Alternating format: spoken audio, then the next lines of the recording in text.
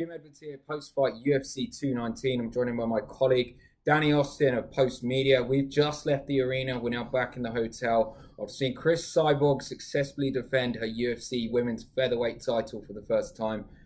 Danny, let's take it from the top. What did you think of Cris Cyborg's performance this evening?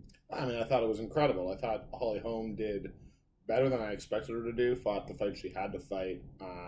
She, was pretty crisp with her striking, everything. She fought the best she could have done, and she just happened to run into a fighter who's the best of the best. I mean, I was incredibly impressed. All of those worries that you had about Cyborg, whether it was, her cardio late in fights, her ability to actually take damage, she fought through those things, and she showed that maybe they shouldn't have been concerns in the first place.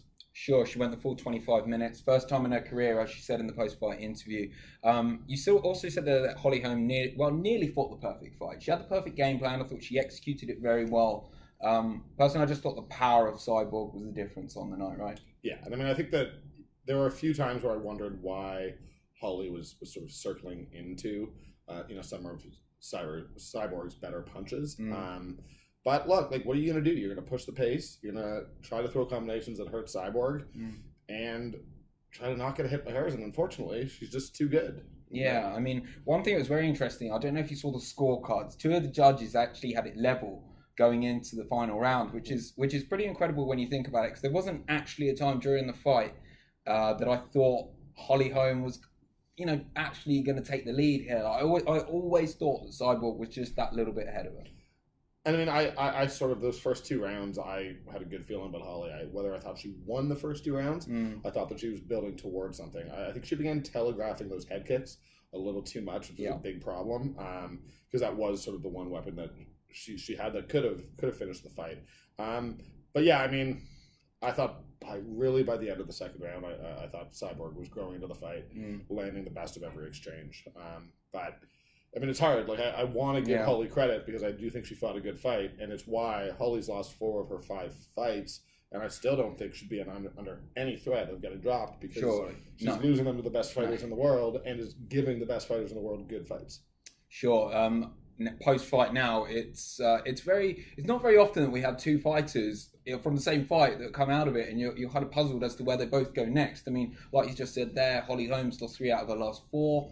Where does she go now? Does she go back to bantamweight? Does she stay at featherweight? But on the same problem, we have Cris Cyborg now at featherweight. Who's she going to fight? People are saying Megan Anderson, but where is Megan Anderson? She's not been around for a very long time. We don't really know what's going on. So let's start with Holly. Where do you think she goes from there? I mean, the Bethe Correia fight was the perfect rebuilding fight, and then she got thrown into this. I mean, the short answer is I don't really have an answer. I do think that eventually, if she reels 1 or 2 off, her and Amanda Nunes would be a great, fun, interesting fight. But she has to win a couple to actually get back to that place. Yeah. I assume Valentina is sort of clearing out of the 135 division. Yeah. So, there's space up there for her to sort of fight contenders. But until that shakes out, it's find her another fighter at 135 and just do it. Jermaine Randomly rematch. It's kind of there. Wants to see that. No, I mean it wasn't good the first time. It was just controversial, right? Yeah, it's puzzling for Holly Holm, but let's think about Cris Cyborg now. Like I said earlier, Megan Anderson, we don't really know what's going on with her. So if that Anderson fight can't happen, where do the UFC look? You look to Amanda Nunes. Yeah, I mean that's the obvious big fight. I don't think the UFC wants to do that. I think the UFC wants to allow, their 2 amazing women's champions right now to kind of thrive and, carry cards on their own and build their brand. So pitting them against one another right now, it's not a big enough super fight that it's worth damaging one of them. Sure. And it's going to hold up the titles as well. Yeah. This is happening across so many divisions right now where titles aren't being defended. So fortunately, I don't think that there are necessarily, there's not a bunch of people at 135 who need to get a title shot right away. There probably is a little bit of space there to play with.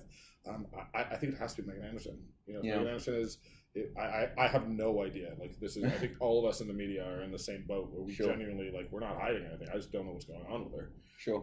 And she hasn't been around not long enough for any of us to have real contact with her. So that's what I want to see. I mean, Megan Anderson's so good and so dominant, and it's an interesting fight that, again, I think Cyborg wins, but it's a big fight for fight fans. Sure, let's move on to the co-main event. Khabib Nurmagomedov. Wow, absolutely blitzing through Edson Barboza. Very, very impressive performance, and even an impressive performance in the post-fight press conference from Khabib there as well. Like he seems to be very much endearing himself not only to the fans but the media. I mean, start off with his performance tonight. What did you think of it? Were you surprised he was kind of that aggressive from the outset? Maybe not so much that he was aggressive, but the way he went about it, he just forged pressure. I've always thought Khabib was great, but I also thought that it was a little bit overstated. We hadn't really seen him fight since the RDA fight, a top contender at lightweight. So I had questions going into this fight about how he was going to do. I respect the hell out of Edson Barboza, and as you said, like Khabib was as good a striker. I mean, he was right there. He moves straight forward a little too much. I think that will be a problem, but like. I think he's the best lightweight in the world, and I think he showed it. I mean, he is relentless. And once he gets you down, he hurts you in ways that other people don't hurt you with their ground and pound. It is brutal. I mean, it's hard to watch at times. Yeah. And everyone made the same joke, but if I'm Conor McGregor, I mean, I assume that he was calling Manny Pacquiao and asking what he was up to this summer. Look, I mean, let me stop you there. I mean, I had a lot of people tweet me online saying, "I bet Conor's running now." But I mean, when has Conor actually said no to a fight? Yeah, we know that. Exactly. So, like the argument that Conor McGregor is running from Khabib or that he will run from Khabib. I mean, I personally say, let's see how this plays out first before we go saying that about Conor. I think it's very easy to criticize him. But the one thing that he doesn't do is he doesn't turn down fights. And if he's booked to fight, he fights. I agree. I also think, this is a tangent that I think we should get off. But I also think that it's appropriate. The guy hasn't fought in over a year. The lightweight title is sitting there. He is holding up the division. We should be making fun of Conor. I'm not saying it's appropriate. No, it is appropriate, but I'm not saying it's right. But I still don't mind doing it, and I will do it because I'm not sure he wants this Khabib fight, man. I don't think Conor McGregor has any real interest in getting destroyed by a wrestler, given his history. Who do you want to see Khabib fight next day? If you had the option of him fighting Conor and fighting Tony, who would you be booking him against? If Conor's I think Conor has to fight Tony if he comes back, or whoever is the interim champion. So it has to be Tony Khabib. Yeah, it's a great fight. I want to see it so badly. It's like literally my number one fight, right? Yeah, we've come so close so many times. I don't think there's any question. Like, look, that's the fight to buck. They're incredible, and like Tony's not easy to take down.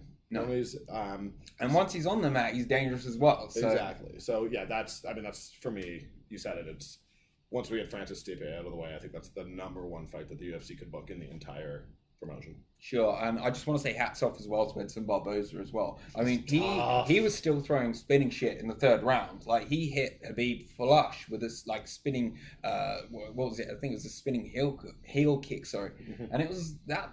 Come on, the guy, as you were saying earlier, got savagely beat on for like nearly 10 minutes straight. Yet he was still game in the third round. I just thought that was worth noting there for Edson. Some fighters can grow in your estimation through a loss, and that's how I felt about Edson. Like, he's not on the same level as Khabib, and that moment in the third round where he was like pulling away and Khabib was basically pulling him back and just punching him in the face was a horror movie. That is so scary. So yeah, Khabib is a scary man. I'm sure. Hopefully, touch wood, we're going to see a lot more of him in 2018.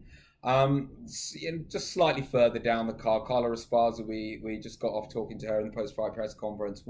She looked, I have to say, she looked awesome tonight. Her striking looked like she looked like a totally different fighter in that. Someone pointed out on Twitter that she's only lost one fight since the Joanna fight, and that's a very controversial loss to what's her name, Randa Marcos. Right? So I was actually moved by that performance. I thought the fact that she was taking a beating in the first round, and in my mind with Carla Esparza, because of what happened with Joanna, I was just like, this is going to be ugly. Yeah. It's just going to be a beating. And instead, she got back up. The crowd was so behind her. I think the biggest pop up until Khabib walked in. Why do you think that was? Because Cynthia Calvo, she's come in, she's wrecked shop before, yet you're totally correct. The crowd were going crazy for Esparza tonight. I don't get it. I don't think it would have happened outside of Vegas. I think it's fight fans in Vegas who actually know, and they're probably a little bit of resentful of the push that Cynthia is getting. Cynthia hasn't really fought a elite women's strawweight. And I also just think, I mean, we saw Carla get savaged. We know that she was emotionally distraught after that loss, that it really, really affected her. I mean, she didn't want to talk about it when she came back for her return fight, which was, I believe, almost a year later. I mean, that was an awful, hard loss.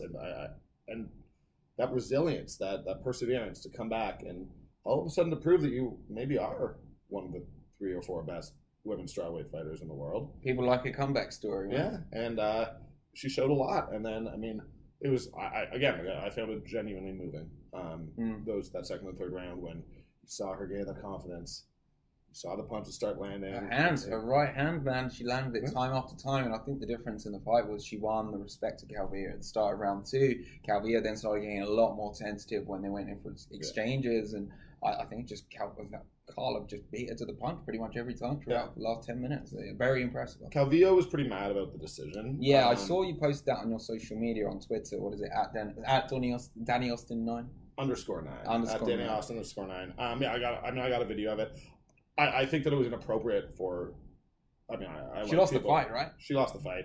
I also like it. I mean, she probably thought she won the fight. All of the normal things that we say, don't leave in the judge's hands, all that. I thought it was an overreaction. I also understand her being upset. If you think you win a fight, you just lost a bunch of money by not getting your win bonus. She was upset, and I don't mind that. I wish she dealt with it a little bit better, but like, by me posting that on Twitter, I wasn't condemning her. I was just like, I'm a reporter. This happened in front of me. I filmed it. Here we go. Let's put it up on Twitter. So there was no way. I mean, had that decision gone in Calvillo's way, I don't think it would have been a robbery. I think that it going in. No. I mean, it was a very close fight. It would never have been a robbery. It would have. I thought that would have been the wrong decision. And like you say, I think Cynthia maybe could have dealt with that a bit better. I don't think she's used to losing, as we know. That's her first professional loss. She's a fierce competitor, that girl. I'm sure she'll be back. I'm sure there's still plenty left in the tank. And now we don't get the corner audio when we're sitting ringside. I did hear that Buckles told her to go to her strikes in the second round, which I really don't understand. Why she didn't just stick with her wrestling and do a takedown. I mean, I'll rewatch the fights tomorrow and I'll know if that actually happened. So we probably shouldn't belabor the point too much. But that's a really strange coaching decision if that is what happened. I don't fully get it. Yeah, it certainly is. I mean, like she won the first round by taking her down and ground and pound. So yeah, crazy. Who knows? As I said, we haven't seen it yet. Yeah. I just want to talk about one of the other fights as well. Mark Diakiese versus Dan Hooker. I thought that was one of the most disappointing fights of the night. I thought the first 2 rounds, both men were extremely tentative. No one really like committing to much of anything on the feet at all. Then Diakiese comes in a bit reckless in the third and gets caught in a guillotine. I mean, what more could you say about that fight? It just wasn't. I thought I had high expectations for it. Yeah, I mean, you had higher expectations than I did. I mean, Diakiese just fought a weird fight. Yeah. I don't feel like it was a professional MMA strategy, if I'm being totally honest. I mean, as you said, he was going for spinning stuff, but not really committing to it. I didn't understand what he was thinking, and I mean, credit to Hooker, but it sort of goes down as a nothing fight when it might have been something else. I don't think we should leave it there, though. I mean, Magny. I was about to say I was going to come on to Neil. Let's get onto it right now. I'm gonna start with the Carlos Condit route, but I don't want to discredit Neil Magny by any stretch of the imagination. I thought Carlos Condit looked like a guy who'd been out for over a year tonight. Is that fair to say? Yes. Yeah. I mean, Again, we don't want to discredit Magny, but he either looked like a guy who had been out for a year, or looked like a guy who is in one of the last. Maybe the last fight of his career, we don't know, but certainly one of the last fights in his career, possibly. He's talked about retiring. Sure. Maybe he doesn't have it anymore. And I'm saying have it at that high level. I mean, he's been fighting killers for you go look at his record. And I have no doubt. Tonight, though, I will say Neil Magny, I personally don't think is one of the best fighters in the division. No, I think he hovers around number 10. Maybe can go a little bit higher, but I think if you put him against a compact fighter with serious knockout power, I think his style relies a lot on volume, a lot on movement, and when he gets in there and those guys who can really hurt him with one shot, I think he's always going to struggle. And that being said, I mean, if you look at professional sports, most people don't win championships every year. They Sure. go, and there's a lot of value in being a professional fighter who grinds it out and stays in the top 10 and can fill in cards. And if that's what he is, I mean, you're still one of the 10 best fighters in the world in your weight class. Sure. I mean, I feel like I'm being a bit harsh on Neil here. He's just beaten one of the best fighters in the world at 170 pounds. Where does Carlos go from here? Like, do you think he'll fight again? I have no idea what's in Carlos's head. I'd like to see him. I don't think he wants to. He's on a 3-fight losing streak right now. Sure. I don't think that's how he wants to leave the sport. I think that if he's willing to fight again, the smart thing for the UFC to do, and I don't have the top 10 list, and it's late and it's been a long week, so I can't think, but is go with a more established guy who's been around for a while, and not do a retirement fight, but do one for the fans with 2 names who we want to. I'll put it out there now. What about Carlos Condit, Mike Perry? That sounds like a pretty throwdown fight, right? Yeah, but I mean, Mike Perry's not even in the top 15. Deny me my dream at the end of the week. Lastly, let's wrap this up now. Like anything else on this card or anything else this week? Maybe the build up for UFC 220 is something to look forward to next year. That was great this week, right? It was fantastic. I mean, I think that you're sensing that excitement. That's not a top to bottom particularly great card, but we also sort of saw tonight that on occasion you can have cards with 2 really great fights at the top, and they're worth watching because those fights are so exciting and so much fun. And I mean, 220 I think is going to be incredible. I think I don't know anything about that Australia card. I think we're in for something special in March when we come back to Vegas. You think? I think they're trying to make it happen, but we all, who knows? We all secretly, with no one, this is not based on anything. I just have this feeling that Conor's back in March. He's already back in the gym. He's been back for a few weeks already. Who knows? It's all open to next year. The one fight we're both looking forward to, undisputably, or undoubtedly I should say, is Stipe Miocic versus Francis Ngannou. Like, this is going to be... I genuinely can't think of a bigger fight that's been in the last few months. I mean, you could make the George and Bisping fight was a very specific thing. Yeah. That was more like, I don't know. This one just feels like we got literally 2 of the best guys at heavyweight. I think the 2 best guys at heavyweight. Exactly, and I don't know. It feels monumental. It does. Right? It feels big, right? Bisping, St. Pierre, we all knew it was going to be a one-night wonder. It's like St. Pierre's back, and there was a big fuss around that. But this is going to mean something. We're going to look back on this fight and think, wow, that was either the moment that Stipe Miocic became the heavyweight champion we all thought he might be able to, or this might be like the big coming up party for the next transcendent star. Exactly. I think the UFC is being... I at first thought that they were making a mistake by not focusing more on Francis and not really giving him that push. I think they're being respectful of Stipe. Sure. In a way that maybe, and I know that it's hyperbolic to compare this to Aldo and McGregor. I mean, that's a very different thing. But it was... It's not that different. It's not that different. That's it. We all think it's not that different. We don't know with Francis yet if he's fully going to resonate. We think he is. I think he's a global superstar. We don't know, but you even heard Dana and Cormier yesterday, re-emphasize how good Stipe is because they know that there's so much hype and they want to respect their champion. And I think that they're taking the right tact with it. And as I said, I think this is first of a trilogy fight. I legitimately think if Francis wins this, I think Stipe is good enough to go back in the gym and figure out a way to beat him. And I think we're seeing 3. I think this is going to be the defining rivalry of the next 2 or 3 years. It could well be. January 20th. January 2018. It's going to be a whole new year. Mm-hmm. We're putting a bow on 2017. No, the curtain is now falling.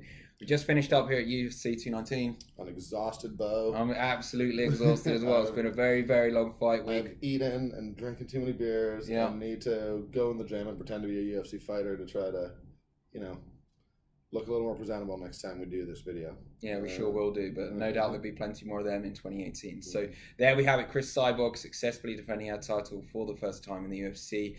I've been Jim Edwards. He's been Danny Austin, and we'll no doubt see you in 2018.